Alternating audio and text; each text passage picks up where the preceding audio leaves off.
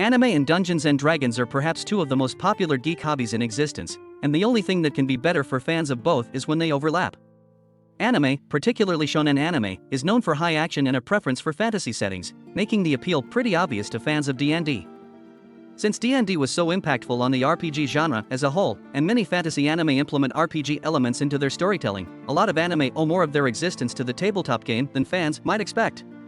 Classes, skills, and stats, all of it eventually goes back to D&D. There are a great many anime out there that are actually inspired by tabletop games like Dungeons & Dragons. There are also a lot of anime series which, despite not being directly inspired, do share a lot with the average D&D campaign in terms of how the story is structured and how the characters behave.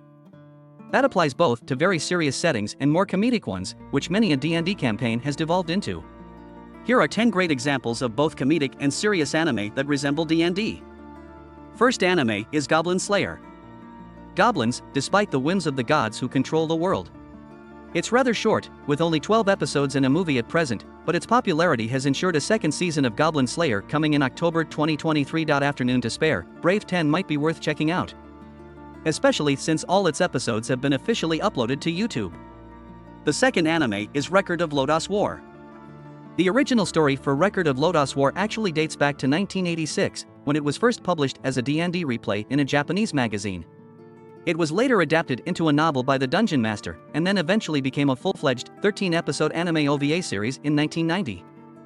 The story of Record of Lodoss War follows the young son of a fallen knight named Parn, who winds up as the leader of a group of adventurers wandering the earth.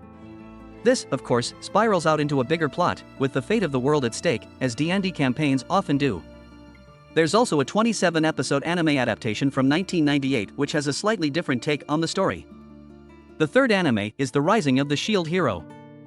The isekai genre, which The Rising of the Shield Hero belongs to, owes a lot to D&D, and this series is no exception. As an isekai, the plot naturally begins with an otaku from Japan named Naofumi being summoned to another world as a hero. The original spin is that for Naofumi, it's been anything but an escapist fantasy, as despite being given a legendary shield, he is mocked, antagonized, and quickly run out of town over a crime he didn't commit. Naofumi ends up working with a bird monster named Philo and a tanuki girl named Raphtalia who used to be a slave, and must still solve the problems of this world, despite how he and his companions are treated. The series is also due for a third season in October 2023. The fourth anime is Slayers. Slayers may be one of the anime most like a real D&D campaign, mixing slapstick humor and buffoonery with deadly serious save-the-world plots. The story follows Lena Inverse, a sorceress of immense power who cares mostly about learning magic and making money, yet often ends up with the fate of the world on her shoulders.